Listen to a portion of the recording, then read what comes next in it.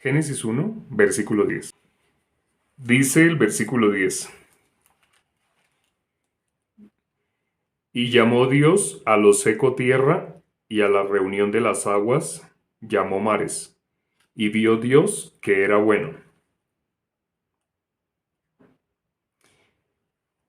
Llamó Dios a lo seco tierra, y a la reunión de aguas llamó mares. Y vio Dios que era bueno. En Génesis 1, solamente en Génesis 1 es el capítulo de la Biblia donde aparece más veces y vio Dios que era bueno. También aparece llamó Dios, dijo Dios. Ese tipo de expresiones aparecen muy fuertemente en Génesis 1, más que en el resto de la Biblia. Aparece condensado todo en Génesis 1. Y aquí dice, Dios vio que era bueno. ¿Pero qué fue lo que Dios vio que era bueno? Dice, esto que él llamó tierra y esto que él llamó mares. Hay un versículo en la Biblia que dice, todos los ríos van al mar y el mar nunca se llena. Ayer habíamos visto, y antier, los días anteriores, a qué se refiere cuando Dios habla del agua de abajo. Esa agua de abajo representa, cuando no es la palabra, ¿qué otra cosa trata de hacer el hombre para llenar que no es la palabra y que sea como si fuera la palabra, pero sin ser la palabra? La maldad delante de Dios la vimos en Jeremías 17, en Jeremías 2:13.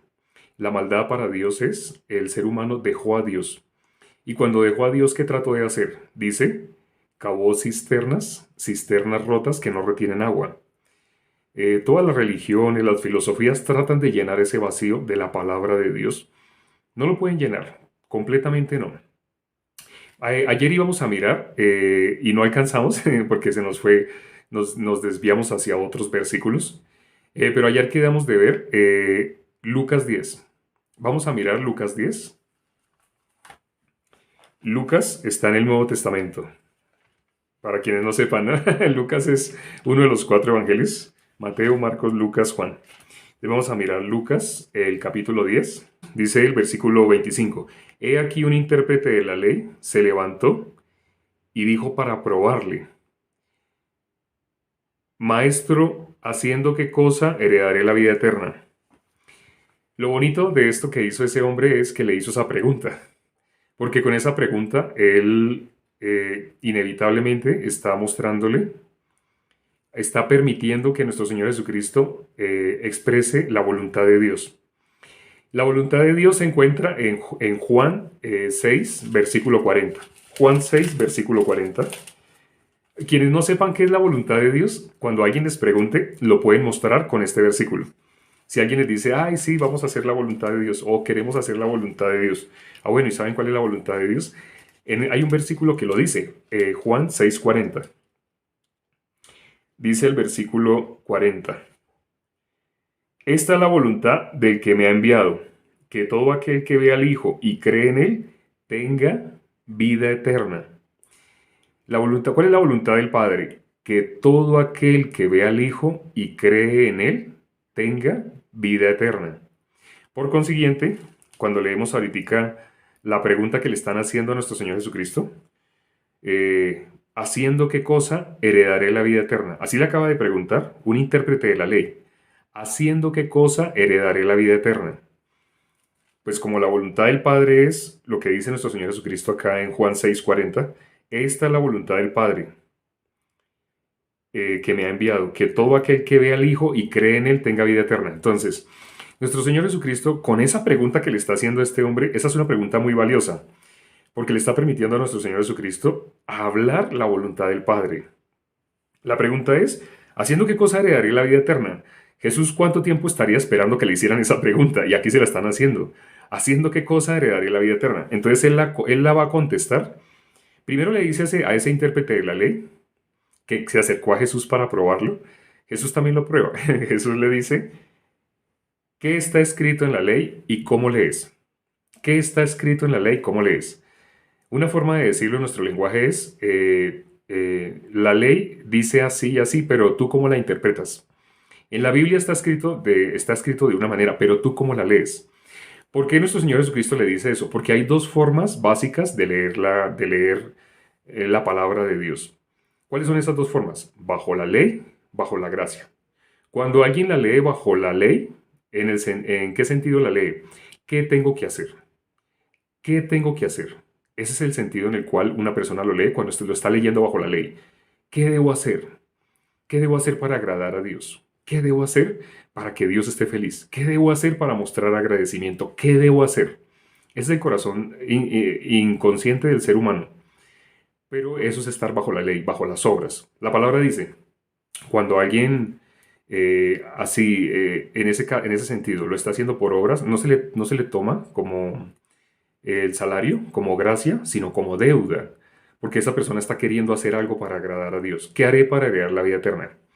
Entonces, como él tenía ese corazón, bueno, Jesús para ver qué corazón tenía, por eso Jesús para que él se dé cuenta, bueno, y para que todos nos diéramos cuenta, y para que quedara registrado, le preguntó, ¿qué está escrito en la ley y tú cómo lees? Pero si miramos la forma como él contesta, él le dice, aquel respondiendo dijo, él respondió y dijo, estaba en el versículo 27, aquel respondiendo dijo, amarás al Señor tu Dios con todo tu corazón y con toda tu alma y con todas tus fuerzas y con toda tu mente y a tu prójimo como a ti mismo.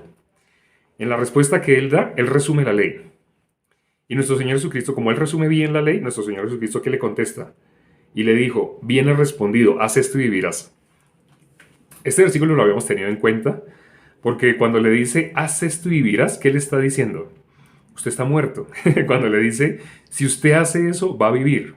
¿Qué le quiso decir directamente? Usted está muerto. Para vivir entonces, usted tiene que hacer eso. Hágalo. Hágalo y va a vivir. Pero dice, lo más interesante es lo que aparece en el versículo siguiente. Él se quiso justificar. Dice el versículo siguiente,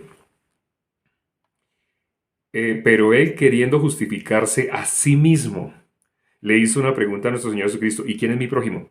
Pero bueno, nuestro Señor Jesucristo, a través de esa pregunta, ¿quién es mi prójimo?, le va a contestar la primera. La primera pregunta que él le hizo es, ¿qué haré para heredar la vida eterna? Le está dando la oportunidad a nuestro Señor Jesucristo de mostrar la voluntad de Dios, porque la voluntad de Dios es que ninguno se pierda. Entonces, como él le dice, ¿qué haré para heredar la vida eterna? Primero, mira y hace que él se dé cuenta qué corazón tiene. ¿Qué está escrito en la ley? ¿Tú cómo lees? Cuando él le dice cómo lee la ley, entonces nuestro Señor Jesucristo le dice, hágalo, haga eso y vivirá. O sea, primero que todo le está diciendo, usted no está vivo. Cuando le dice, haga eso y vivirá, le está diciendo, usted no está vivo. Entonces le está diciendo, hágalo. Y cuando le dice, hágalo, él automáticamente se quiere justificar. ¿Por qué él se quiere justificar? Porque, ¿será que él había tratado de hacerlo? Si una persona realmente ha tratado de cumplir la ley, se ha dado cuenta que no la puede cumplir. Este hombre que le acaba de dar ese resumen a nuestro Señor Jesucristo, la ley dice amarás al Señor con todo tu corazón, con toda tu mente, con todas tus fuerzas y a tu prójimo como a ti mismo. Cuando él mismo le está diciendo eso a nuestro Señor Jesucristo, él está atestiguando que él está bajo la ley. La forma como él la interpreta. Por eso nuestro Señor Jesucristo le dice, hágalo. Entonces haga eso y vivirá. Y dice, él queriendo justificarse. O sea, él se dio cuenta en toda su vida, él lo ha tratado de hacer. ¿Lo ha podido hacer? No lo ha podido hacer. Pero ha tratado de hacerlo. Para que se haya dado cuenta que no lo ha podido hacer, es que sale la siguiente expresión, él queriendo justificarse. Él está queriendo como embolatar, como enredar el asunto. ¿Por qué? Porque una persona que sí haya tratado de cumplir la ley se da cuenta no la puede hacer. Analicemos la forma como él contesta la ley. Sin siquiera pensar, una persona puede decir, sí, la ley se puede cumplir. Eso pensó el pueblo de Israel cuando enojó a Dios en Éxodo 19, antes de que se diera la ley. La ley aparece en Éxodo 20. Pero antes de que se diera la ley, el pueblo como tentó a Dios. Todo lo que nos diga, eso vamos a hacer. El ser humano puede hacer lo que Dios le diga, entonces Dios les mandó los 10 mandamientos. A alguien que es mentiroso le dijo, no mentirás. A alguien que tiene sistema hormonal, le dice, sus hormonas le van a hacer sentir deseo por el sexo opuesto. Pues entonces yo les digo, si usted llega a sentir deseo por el sexo opuesto, entonces usted ya va a ser adúltero. En ese sentido dio la ley. O sea, es algo, el ser humano no lo puede cumplir, pero sin darse cuenta el ser humano aceptó, sí, todo lo que Dios nos diga, eso vamos a hacer. Ah, bueno. Y por eso dice, ayer leímos sobre, quítalo, el versículo 9 de Hebreos 10, donde le dice, quita lo primero para establecer esto último. ¿Qué es quita lo primero? La ley. porque por la ley nadie puede justificarse delante de Dios. Si alguien se pudiera justificar delante de Dios por medio de la ley, pues Dios sencillamente no hubiera tenido que enviar a nuestro Señor Jesucristo. Pero el propósito de la ley no es que la gente se justifique por medio de ella. Cuando alguien me pregunta así, en ese sentido, ay, tenemos que cumplir, esa persona ¿cómo está? En el mismo lugar que está este intérprete de la ley que se acercó a Jesús para tentarle, porque esa pregunta que él le hacía era para tentarle. Pero lo más bonito es que cuando él le pregunta a nuestro Señor Jesucristo para justificarse, nuestro Señor Jesucristo ¿de qué va a hablar? De cómo una persona puede heredar la vida eterna. Esa es la única pregunta que a nuestro Señor Jesucristo le interesa hablar, porque es la voluntad de Dios. ¿Cómo alguien puede heredar la vida eterna? Y lo explica en la parábola que sigue. Vamos a mirarla. Entonces, ¿qué le contestó nuestro Señor Jesucristo? Le contestó la parábola del buen samaritano. Ya muchos la conocen, pero la vamos a considerar el día de hoy. Dice el versículo 30 de Lucas 10. Dice, respondiendo Jesús dijo, un hombre descendía de Jerusalén a Jericó y cayó en manos de ladrones, los cuales le despojaron e hiriéndole se fueron dejándole medio muerto. Aconteció que descendió un sacerdote por aquel camino y viéndole pasó de largo. Asimismo un levita, llegando cerca de aquel lugar y viéndole pasó de largo. Pero un samaritano que iba de camino vino cerca de él y viéndole fue movido a misericordia. Y acercándose vendó sus heridas, echándoles aceite y vino, y poniéndole en su cabalgadura, lo llevó al mesón y cuidó de él. Hasta este momento estamos viendo los tres personajes, bueno, cuatro personajes que aparecen en esta historia. ¿Cuál es el primero? El hombre asaltado por los ladrones, es el primer personaje. Que la Biblia, ¿cómo dice que él quedó? Dice medio muerto. Esa es la condición en la que él quedó medio muerto. Luego aparece que otro personaje, aparece un sacerdote. Aparecen los ladrones también. Aparece un levita y aparece un samaritano. Básicamente cuatro. Sin contar a los que lo hirieron y lo dejaron medio muerto, aparecen cuatro personajes específicos. De esos cuatro personajes, solo uno tuvo misericordia de él. Y sabemos quién fue, el samaritano. El samaritano tuvo misericordia de él. Si saben históricamente qué es el samaritano en relación al judío, eran enemigos. Si ese judío no hubiera estado medio muerto, ¿cómo hubiera reaccionado cuando el samaritano se hubiera tratado de acercar a hacerle algo? En ese caso se acercó a socorrerlo, porque él estaba medio muerto. Si nadie lo ayudaba, él iba a morir. Él necesitaba que alguien lo salvara de esa condición en la que se encontraba. Pero pasó un levita y siguió de largo. Pasó un sacerdote, también siguió de largo. Y solamente un levita fue el que evitó que ese hombre muriera. Ese hombre necesitaba la salvación. En ese sentido está hablando en esta parábola de la salvación física. Pero la salvación física es símbolo de la salvación espiritual, de la salvación, de la verdadera salvación, la salvación de nuestros pecados. ¿Quién puede liberarnos o quién puede salvarnos? Entonces, ese samaritano está representando al Salvador. El hombre asaltado por los ladrones, ¿a quién está representando? A nosotros, los que necesitamos la salvación, los que necesitamos ser salvados, el ser humano. Porque ya se sabe, gracias a Dios, todo el mundo sabe de memoria Romanos 3:23. Por cuanto todos pecaron, todos están destituidos de la gloria de Dios. ¿El ser humano se puede justificar por sí mismo? No. Si se pudiera justificar por sí mismo, no existiera ese versículo que dice no hay justo ni aun uno. Pero también en la Biblia dice Dios es el que justifica. O sea, sí existen justos, pero cuando dice no hay justo ni aun uno se refiere nadie se puede justificar por su esfuerzo, por algo que haga. Entonces, cuando una persona está por obras, ¿cómo interpreta esta parábola del buen samaritano? ¿Puede ver que ahí hay un Salvador? No lo puede ver. Entonces, creo que, bueno, quienes solamente habían recibido instrucción a través de pronto, a través de alguien que les haya hablado en el nombre de la ley, no en el nombre de la gracia, sino en el nombre de la ley, les habrán hecho ver que la finalidad de esta parábola es ser como el buen samaritano. Pero cuando miramos desde la gracia, el buen samaritano, ¿quién es en esta parábola? El que salva. En esta parábola del buen samaritano es el que transmite la salvación, el que en esta escena va a salvar. En esta escena vemos a alguien que necesita ser salvado, el hombre que está medio muerto. Vemos que los sacerdotes no lo pudieron liberar, no lo pudieron salvar. Vemos que los levitas tampoco lo pudieron salvar. Entonces, ¿quién lo pudo salvar? El enemigo de él, que era samaritano. Si ese hombre medio muerto no estuviera medio muerto, sino solamente se hubiera caído, tal vez hubiera resbalado y hubiera venido un samaritano a darle la mano para ayudarle a parar, este hombre, como no estaba muerto, sino estuviera, digamos, solamente por haberse resbalado, no hubiera aceptado la ayuda de un samaritano. Le diría, no me toque, no se me acerque, ¿sí? Porque los samaritanos y los judíos eran enemigos. Pero en este caso, como él está medio muerto, no tiene ninguna otra opción que dejarse salvar por el único que lo quiere salvar, que es en este caso el samaritano. Bíblicamente, ¿quién es el Salvador? Nuestro Señor Jesucristo. Ah, entonces en esta historia el samaritano representa a nuestro Señor Jesucristo, efectivamente. Cuando se habla aquí del samaritano, se está hablando o se está tipificando a nuestro Señor Jesucristo. Ese samaritano a quién representa? A nuestro Señor Jesucristo, que es el Salvador. En esta escena aparece alguien que necesita ser salvado. ¿Quién es? El hombre que fue asaltado por los ladrones y que quedó medio muerto. Este hombre necesita la misericordia. El sacerdote no pudo tener misericordia de él. El levita tampoco pudo tener misericordia de él. Pero ¿quién sí pudo tener misericordia de él? El que era enemigo de él. En la Biblia dice que Dios nos salvó cuando nosotros éramos enemigos de él. Cuando una persona es enemiga de nuestro Señor Jesucristo, cuando esa persona ha tratado por sus propios medios de salvarse, cuando ha tratado por sus propios medios de agradar a Dios, de hacer algo para que sea grato delante de Dios. Hubo alguien que hizo algo para que su ofrenda fuera grata delante de Dios. En la Biblia se habla de Caín y Abel. Hay personas que dicen, sin conocer lo que está escrito en la Biblia, dicen que es que Caín presentó lo peor de la tierra, que presentó frutos dañados, que presentó algo descompuesto, así. Pero cuando miramos la Biblia no dice eso. Entonces, ¿por qué fue que Dios no aceptó la ofrenda de Caín? En la Biblia dice, el capítulo anterior, en Génesis 3, aparece que Caín ofreció del fruto de la tierra. Eso en Génesis 4. En Génesis 4 aparece que Caín ofreció del fruto de la tierra. Pero en Génesis 3, ¿qué aparece? Que Dios maldijo la tierra.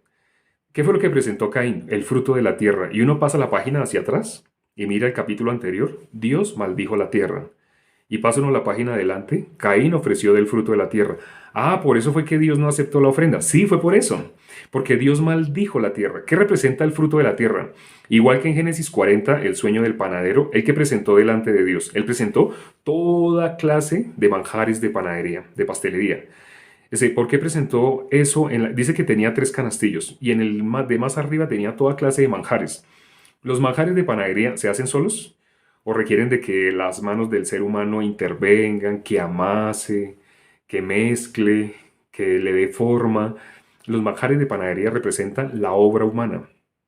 Pero entonces entre esos dos sueños hubo el sueño del copero.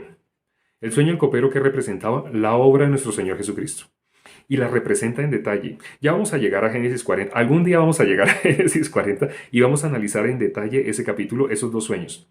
Ahorita casi viéndolos por encimita, un sueño era para vida, el otro sueño era para muerte.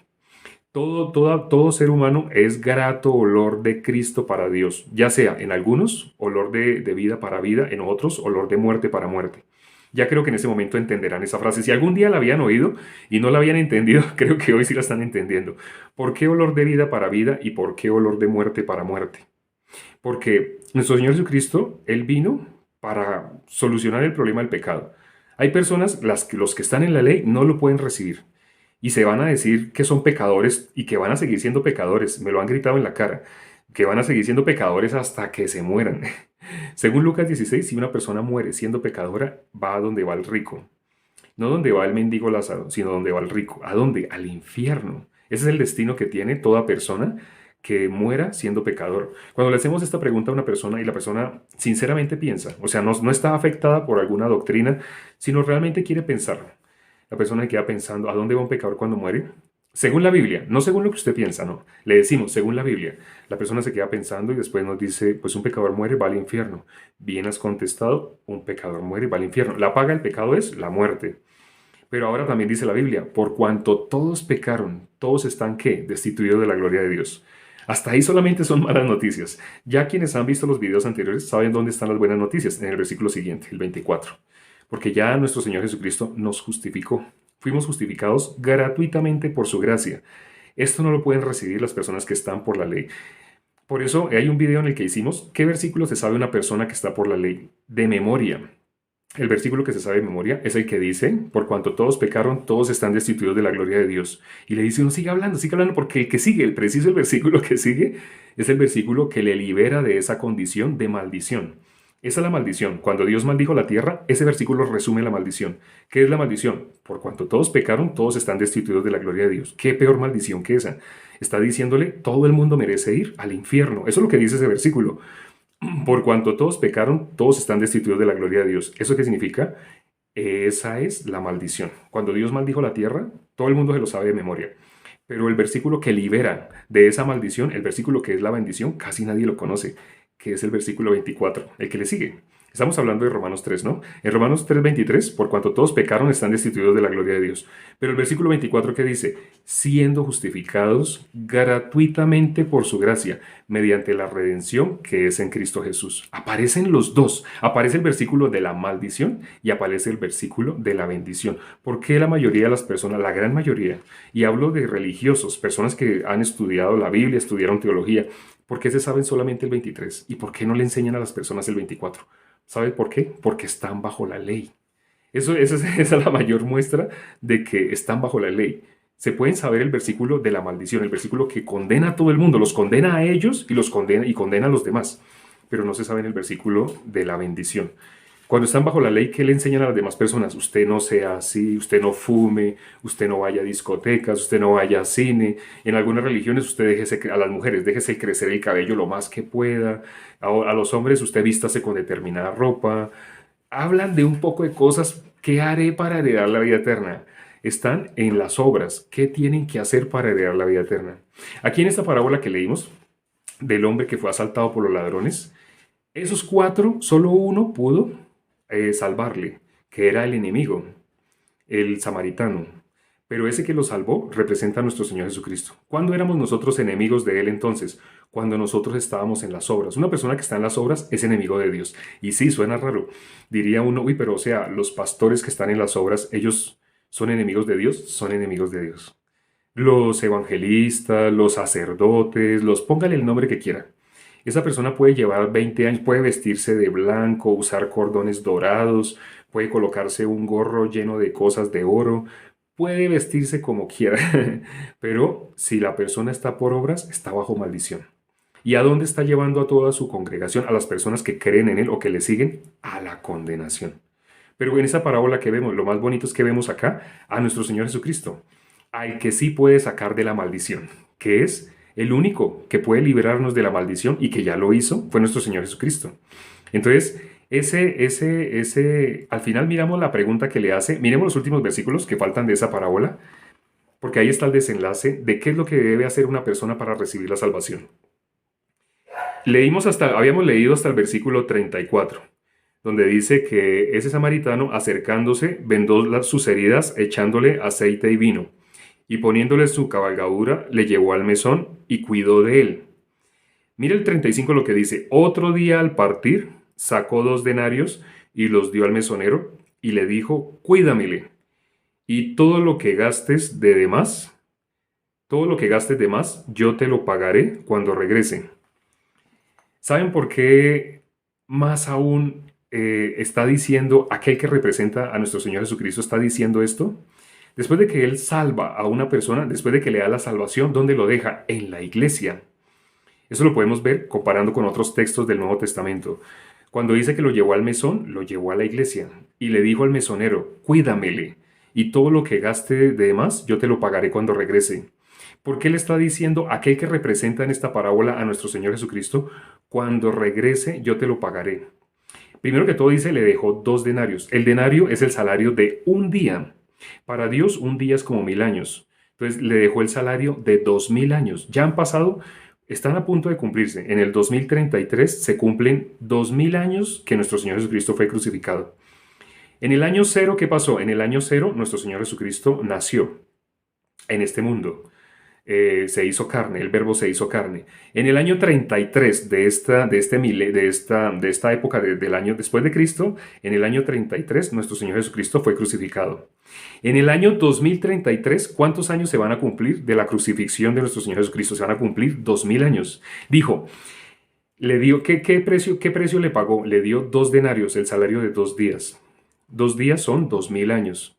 Le dio ese salario y le dijo, todo lo que gastes de demás, yo te lo pagaré cuando regrese. No sé si se están dando cuenta de lo que les estoy hablando. Les estoy hablando del arrebatamiento.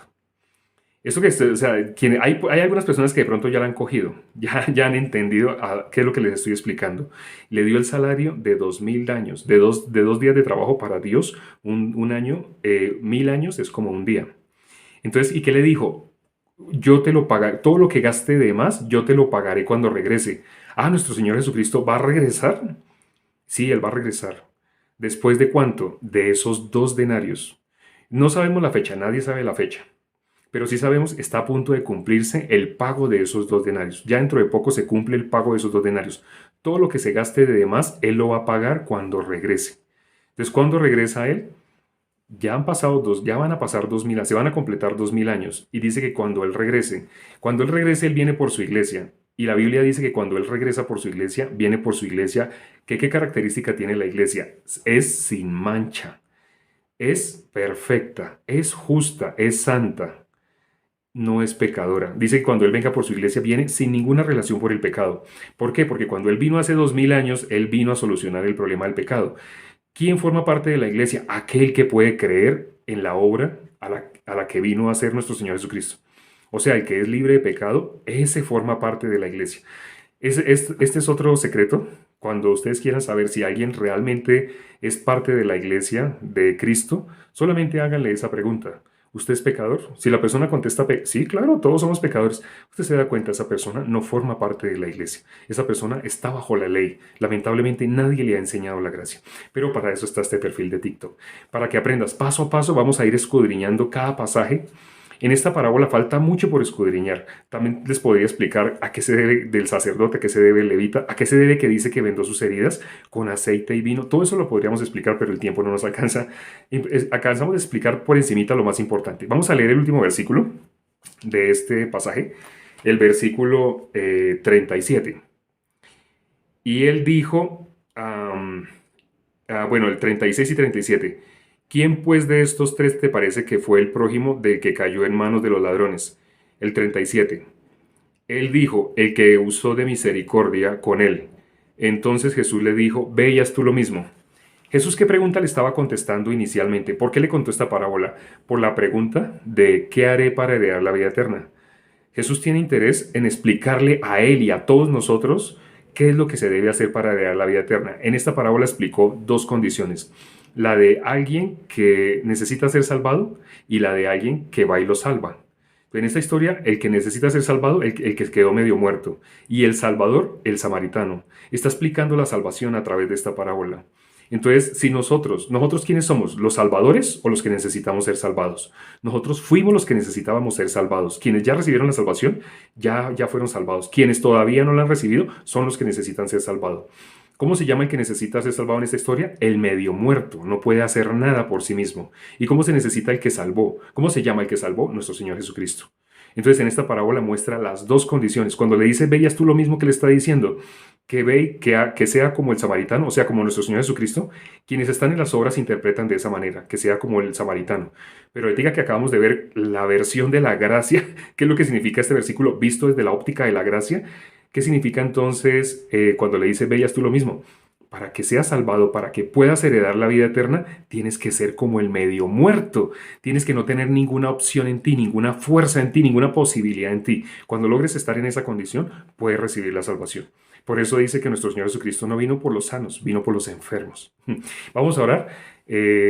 Vamos a despedirnos ahora, vamos a orar y nos vemos entonces en el próximo live.